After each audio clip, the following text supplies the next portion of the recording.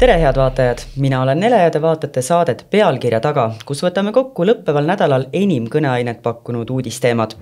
Kohalikud valimised on halastamatu kiirusega lähenemas ning see on pannud erakondi otsima värskeid liitlaseid.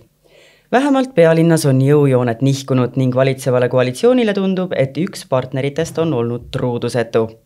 Nimelt näib, et Reformierakond on otsimas sooja õlga ja tugevat seljatagust keskpartei juurest. Kas seesugused jutud ka vett peavad, seda uurin enda tänaselt esimeselt saatekülaliselt, kelleks on Keskerakonna esimees Mihhail Kõlvart, kellele ma esitan 10 kas-küsimust ning ootan üleliigse sõnavahuta konkreetseid vastuseid. Tervist! Tere! Ilma pikemalt aega raiskamata hakkame siis peale. Kas Reformierakond on Tallinna tasandil Keskerakonnaga kontakti otsinud? Ei. Kas ma saan ka pikemalt vastata või see vastus sobib? Ei, pikemalt. Räägitakse ju, et on. Tegelikult ma arvan, et praegu on juba tulnud see aeg, et kõik erakonnad püüavad omavahel suhelda ja võib-olla Keskerakonnaga aktiivsemalt, sest meie reiting näitab, et tõenäoliselt Keskerakond valimised ka võidab. Aga see veel ei tähenda, et automaatselt Keskerakond on ka linnavalitsuses, sest me teame, kui praegu matemaatiliselt oli võimalik kokku panna koalitsiooni, kus on 4 erakonda, siis keegi ei välista, et see on võimalik ka peale valimisi.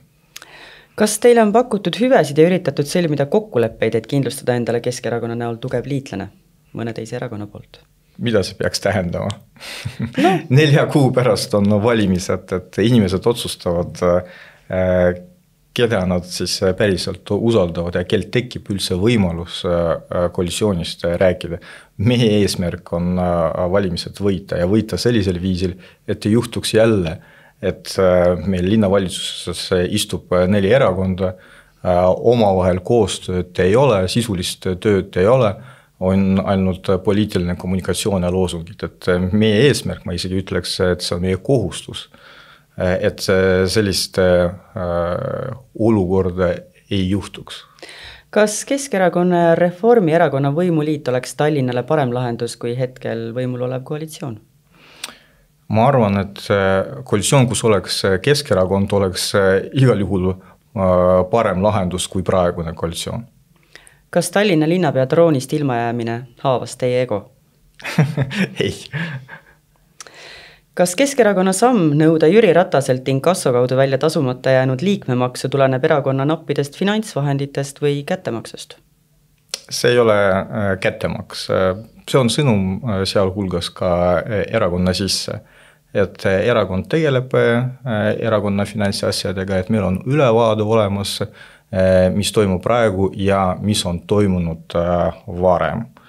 Ja ma arvan, et see on ka loogiline, aga ka õiglane, et see raske finantsiline olukord, kus me praegu oleme, see on tingitud ka nende otsustega, mis olid vastu võetud eelmise juhatuse ja juhtkonna poolt. Ehk siis see vastutus on ühine, aga ühine vastutus tähendab ka personaalset vastutust. Kas Keskerakond oli Edgar Savisaare juhtimisel tugevam kui täna, kui teie olete partei eesotsas? Edgar Savisaar on ajalooline isik, tema panus, tema töö, tema saavutused on juba ajaloo õpiku teema. Ja kindlasti see, mida saavutas Edgar Savisaar, ja ma räägin eelkõige iseseisvuse taastamisest, see on see tipp, kuhu ma kardan, et ükski tänapäevane poliitik ei jõua kunagi. Kas olete linnapeana aitanud linnasüsteemi tööle enda häid tuttavaid, kuigi nad ei pruukinud olla vakantsetele ametikohtadele parim valik? Ei, ja veel üks kord ei. Kas Jevgeni Ossinovski on hea linnapea? Mina ei ole õige inimene, et hinnangut anda. Mina olen opositsiooni esindaja ja mina ei ole kindlasti objektiivne.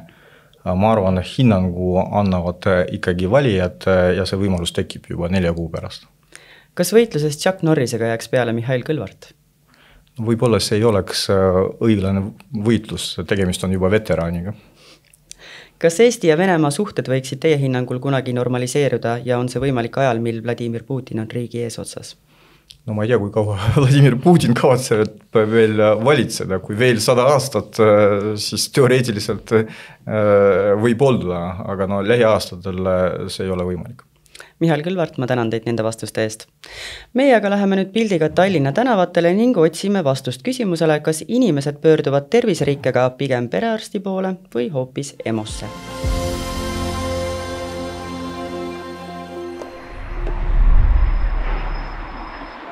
Millal te külastasite viimati enda perearsti? Aasta alguses äkki? Eelmisel kuul. Sügisel millalgi. Ma ei mäleeta. On teil perearst?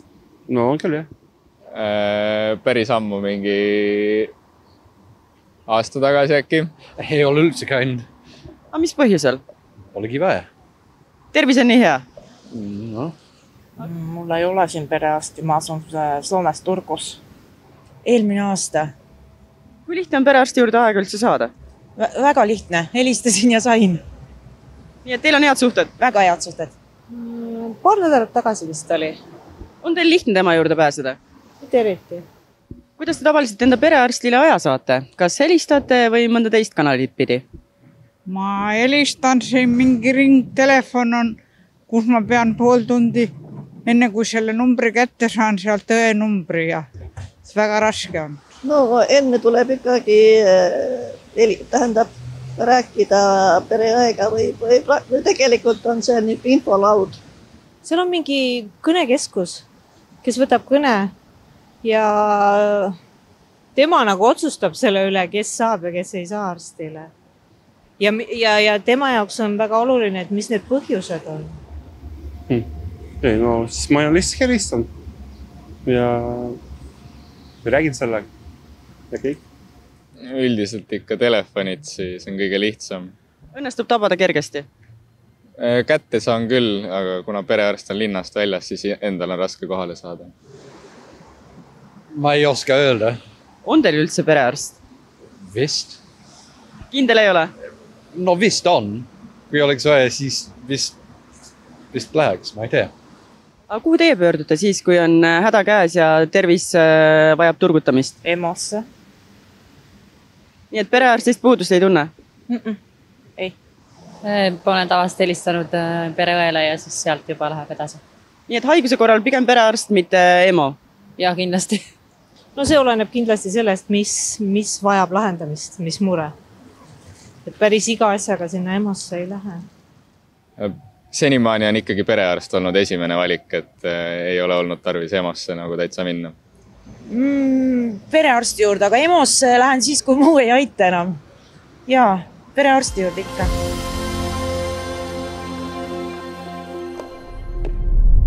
Järgnevas loos katsume selgusele jõuda, kas üks linnaametnik võib ehk sporti liiga palju armastada.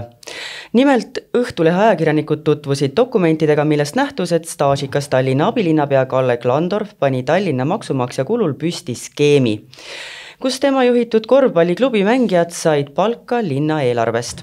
Kas tegemist on korruptiivse ettevõtmisega või hariliku jokkskeemiga? Seda arutame Õhtulehe ajakirjaniku Risto Berensoniga, kes antud looga meie lugejateni tõi. Tervist! Tervist! No mis mulje sulle endale jäi? Oli see teadlik võimu ja võimaluste väärkasutamine või midagi muud? Ma arvan, et üsna täpselt ütlesid, jah. Kalle Klandorfi armastus korvpalli vastu on ju teada aastakümneid. Ja kui sul tekib võimalus siis kasutada linna pakutavaid võimalusi ehk oma korvpallurit sinna vormistada linna palgale, siis meie asi öelda, kas see nüüd on korruptiivne või mitte, meie asi oli näidata, et seda tehti. Et see, kas see on korruptiivne, sellele peavad andma hinnangu siis, kas siis pädevad uurimisorganid, mida iganes ka, aga see on selles mõttes ka keeruline asi uurimisorganite jaoks, et sa pead seal pastakaga väga täpselt nagu hoidma järgi, et kes käis päriselt tööd, kes ei käinud aastad hiljem, dokumentatsioon võib-olla ka puudub ja kuidas sa need tunde 10 aastat hiljem loed kokku. Aga räägime selle skeemi läbi, et kuidas see siis täpselt välja nägi, et kuidas see argnema hakkas see lugu? no ühes saates üks Kalevi endine korvpallur võrdlemisi tuntud, vanaga Kalev Cramo läbi käinud, kus ikkagi valdavalt käivad mängumehed läbi. Mängija nimi on siis Saks. Ütles, et selles nii-öelda väikses ehk Klandorfi Kalevis käis asi väga lihtsalt, et linna palgale said tööle ja siis mängisid. Ja maksuandmed on ju ettevõtetel avalikud, sealt saad ju vaadata, kui palju keegi tööjõumakse on maksnud ja siis kui sa vaatad, et Klandorfi Kalev on maksnud aastate jooksul ainult umbes 10 000 eurot tööjõumakse. Võrduseks see on umbes sama palju kui näiteks Rakvere Tarva korvpalliklubi poole aastaga maksab, et siis sa saad aru, et need et ilmselt Kalevi mängijad, Klandorfi Kalevi mängijad, siis ma veel kord toonitan, ongi olnud palgal kuskil mujal. Ja kui nüüd ükshaaval hakata läbi helistama, siis selguski, et jah, et enamik neist olid, kas siis Pirita spordikeskuses, areenimeistrid tegid mingit muud tööd, et nii see lugu kirjaga lõpuks sai. Aga kas need Klandorfi Kalevi mängijad, et kas see süsteem oli just kui noaga lõigatult, et kui enam ei olnud Klandorfi Kalevit, siis oli näha, et mängijad enam palgal ei olnud, et kõik oli muutunud? Jah, et Klandorfi Kalev ju lõpetas tegutsemise siis, kui Kalle Klandorf enam linnas, kuidas me ütleme siis, võimu juures ei olnud, et ei olnud võimalik seda teha, aga veel kord, spordi toetamine isest hästi nagu tore ja kui otsitakse mingid nagu võimalusi, kuidas seda on võimalik, siis on see ka tore, et need peaksid olema legaalsed, ma ei ole väga kindlad, kas see Kalle Klandorfi skeem nüüd on legaalne, meie asi oli selliselt nagu välja tuua, näidata ära, et mängijad tegelikult nagu mängisid korvpalli, aga palkadele maksis linn. Ja ma olen väga kindel, et linn on ka vaatamas, kas seda on võimalik uurimisorganitele siis nagu analüüsimiseks ehitada, kas on toimunud kuritegu või mitte ka, aga ma ei ole väga kindel, et sealt kriminaalses mõistes ka mingi paragrahvi ikkagi välja tõmbab, et ma arvan, et Kalle on selles osav, et toimetamaks üldse mitte nagu vahepärast ma ütlen, et ma arvan, see võib olla jokk asi. No lugejatele jääb alati mulje, et sellised teemad, sellised lood ujuvad välja, mida lähemale valimised jõuavad. Me teame, et sügisel on valimised ees ootamas, et kas võib olla ka niimoodi, et see informatsioon söödeti meelega kuskile siin ajakirjanikele ette, et pool selline informatsioon anti kätte ja andke siis minna, et uurige ise edasi. Alati tõsi ta on, et enne kohalikke valimisi igasugused erakonnad ju aktiviseeruvad just nimelt konkurentide asjadega. Et ja lõpuks ega ajakirjanik peaks nagu teadma, kelle asja ta nagu ajab ja kes teda siis nagu mingites asjades suunab. Et selle loo taust, ma tahaks nagu öelda, et ei ole see, aga mul endiselt ega meil ju täitkindlust lõpuks ka ei ole, et selge on see, et see praegune teema hetkel võimul olevat koalitsiooni Tallinnas, siis Reformierakond ja sotsid ja Isamaa, et kindlasti on see neil ikkagi hea meelt teeb, et selline asi on välja tulnud. No eriti värskete uudiste valguses, kus sotsid kardavad, et Reformierakond käib Keskerakonna lust kraapimas. Ja seal kui nüüd ruutata sündmustest edasi, siis kohe peaks ka meil välja tulema lugu, kuidas tegelikult tundub, et endine linnapea Kõlvart on selle spordikeskuses endale teatud eeliseid loonud siis, et jah, ka seal on võib-olla siis, ma arvan ka praegune linnavõim rõõmustab ka selle loo üle, aga ajakirjanduse huvi peaks nagu, on ikkagi nagu tõe selgitama, et seal nagu, kes keegi rõõmustab mingit asjadele või mitte, et see meid nagu absoluutselt ei peaks nagu huvitama, ei huvita ka vähemalt õhtules kindlasti mitte. Aga mida see lugu taaskord meile näitas? Kas see näitas seda, et valitsuses, olgu see siis kohalik omavalitsus, olgu see riigi tasandil, on ikkagi vaja sellist pidevat verevahetust, ütleme siis nii, et muidu kiputakse sellist piiripealset mängu mängima, kui süsteem liiga käpas on? See Klandorfi Kalevi lugu oleks tulnud ikkagi välja sõltumata sellest, kes hetkel nagu pumba juures on. Aga selles mõttes see küsimus on õige küll, et selleks, et mingid nagu sügavamad asjad välja tuleks, et teinekord on vaja, et võim vahetuks ja siis öeldakse, et kuulge, et see, mis ennem tehti, see oli ikkagi nagu päris halb. Ma ei räägi isegi välja tulemisest, ma pidasin praegu silmas seda, et need samad ametnikud, kes seal võimu juures on, et nad ei muutuks liiga mugavaks enda sellise võimu kasutamisega. Et neil on kogu see süsteem käpas, nad teavad, kuidas asjad toimivad, nad teavad, kust annab võib-olla natukene nihverdada, et võib-olla seetõttu just olekski vaja, et need erakonnad ikkagi seal pukis olles vahetuksid. Noh, eks lõpuks ju rahvas otsustab, kes siis nagu vahetab või mitte, aga jah, põhimõtteliselt on see õigus, jah, ega seal inimesed, kes on oma ametis olnud kauem kui 10 aastat, üldiselt võiksid nagu mõelda, et äkki peaks ikkagi nagu kuhugi liikuma edasi mingitel tasandil, sest paratamatult ole see nii hea kui tahes, sul tekib mingisugune käitumismuster ja mugavus ja sa hakkad mingeid asju ära kasutama enda huvides. Lõpuks siis üks sõna spordi heaks ka, kui suur spordisõber sa ise oled, et kas sulle tundub, et Eestis on sport kuidagi liiga alatoidetud? No mina olen väga suur spordisõber ja mul selles mõttes on sellest loost ka natukene kahju, et veel kord sporti raha toomine on ülikeeruline. Ja ma 2 käega alati nagu ütlen, et sa oled väga tublid, kes toovad sporti nagu lisaraha ka ja selles mõttes mul on väga raske siin nagu Kalle Klandorfi siis